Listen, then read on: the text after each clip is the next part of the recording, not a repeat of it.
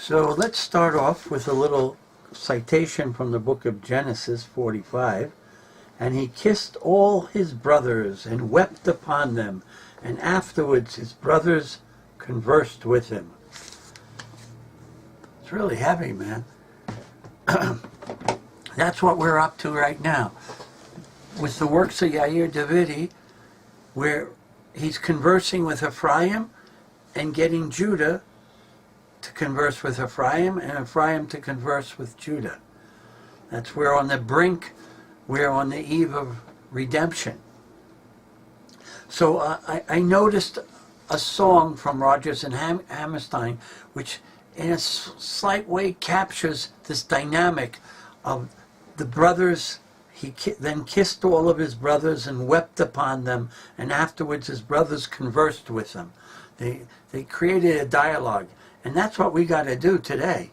Judah has to create a dialogue and converse with Ephraim, weeping on their shoulders and kissing their cheeks, and Ephraim's got to kiss the cheeks and weep on Judah's shoulders and talk to each other. We have to talk to each other.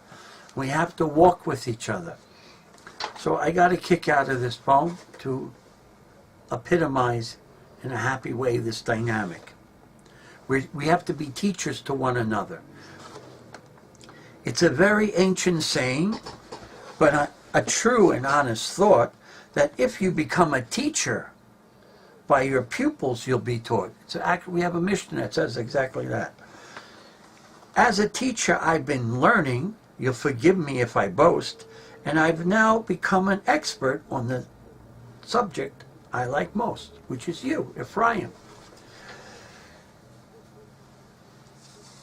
Getting to know you, getting to know all about you, getting to like you, getting to hope you like me, getting to know you, but nicely, you are precisely mine glass of tea. Getting to know you, getting to feel free and easy. When I am with you, getting to know what to say. Haven't you noticed? Suddenly I'm bright and breezy because of all the beautiful and new things I'm learning about you day by day. And he then kissed all his brothers and wept upon them, and afterwards his brothers conversed with him.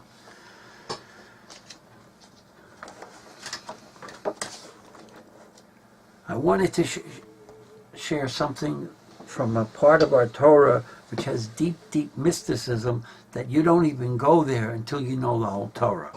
But we're not going to approach it on such a deep level that we get lost in the secrets. We're going to approach it on a simple level. The chariot, the Merkavah, the vision of the prophet Yechezkel hinted at the awesome renewal of God's presence from a ruined and desecrated Jerusalem. The Gemara in Baba Batra 14b points out how towards the end of the book of Yechezkel, the prophet comes with words of profound comfort. His message teaches the exiles who felt that they were dry bones with no part in the future Israel, that indeed they would share in the glorious future. The message of comfort includes the reconciliation of the lost 10 tribes with Judah, a future Messiah descended from David. Don't forget Elijah the prophet, who's got to fix us up psychologically, right?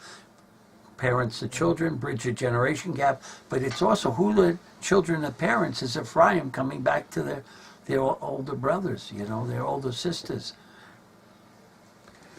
It's a lot of work, rebuilding the temple, defeating our enemies. And something very unique about the book of Ezekiel is that whereas other prophets speak in sweeping generalities, Ezekiel spoke in very exact terms of height and width and length and the measurements of the third temple. This makes for a heightened sense of reality to identify with. It gives us a blueprint or more graphic framework in which to place our hopes for a redeemed world. The Torah in Leviticus says, this is the Torah of sin offering. Do you get it? Torat Chatot. Get this. The word in the written Torah says the teaching sin offering. The teaching, this offering. The teaching, that offering. The teaching itself is a form, and the study itself is a form of actually, could be considered by God as the offering. It's considered as if he or she had actually brought the offering. Torah, and then fill in the blank, whatever the offering is. The teaching up is the offering. You get it? That the very words imply the teaching and study and learning creates in the spiritual world the actual gift.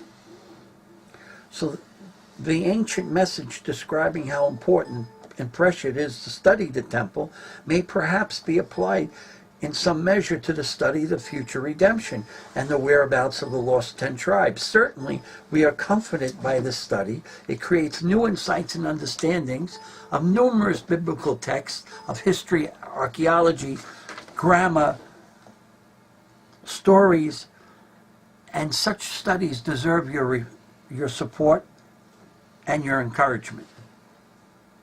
When the world will be finally redeemed and the third temple built, what will all of this have been for?